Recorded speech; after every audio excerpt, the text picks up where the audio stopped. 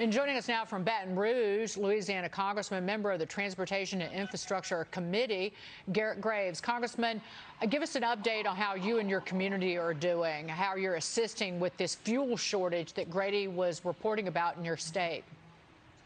Well, look, it's not just fuel. Cell phones are down. Cell phone service is down across most of the southern part of the state. Most folks don't have electricity, including myself. Water systems and wastewater systems are down, so you can just imagine the condition that most people are living in. I am over 100 miles from the coast right now in Baton Rouge, Louisiana. This gas station behind me recently got gas, but they recently got electricity.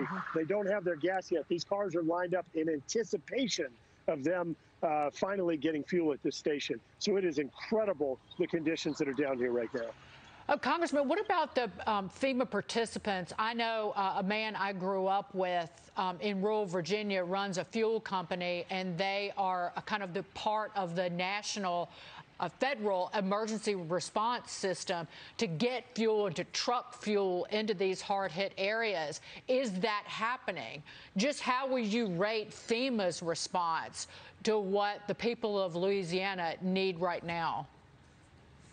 Digging, I've been through these many times before, and here's what happens. FEMA sends a big surge of people and supplies down here. It takes them about a week to finally get their battle rhythm going. And what you've got to do in the immediate days, you really got to work around the system because it's too bureaucratic, too inefficient. This is where your friends, this is where volunteers and others come in and just do what need to be done. So it's going to be a bumpy, probably another 3 or 4 days before you see a battle rhythm. Yes, there's a lot of FEMA presence. Yes, there's some resources like ice and water down here. But I will tell you, there are communities that have not seen a bit of water, have not seen any new food, have not seen any electricity since this storm hit. So it is incredible in some of the communities, particularly in the southern part, where we recorded winds preliminarily up to 190-mile-per-hour gusts. And we can only imagine here in the Northeast, because we got wasn't, just the remnants of Ida. And I've never seen kind of just rain and destruction, except for maybe Superstorm Sandy. Congressman, what about the participation of businesses, the private sector?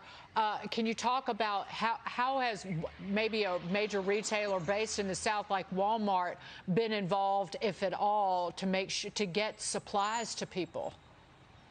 Well, this is one of the things where you kind of work around the system. Some of the local Walmart stores will say, look, we've lost power. Everything in our freezers is gonna go bad. And they just open up the doors and say, y'all come get it. And we send it to our emergency operations center, to our first responders. You have locals that come out there with their grills and cook everything. So those folks have been great.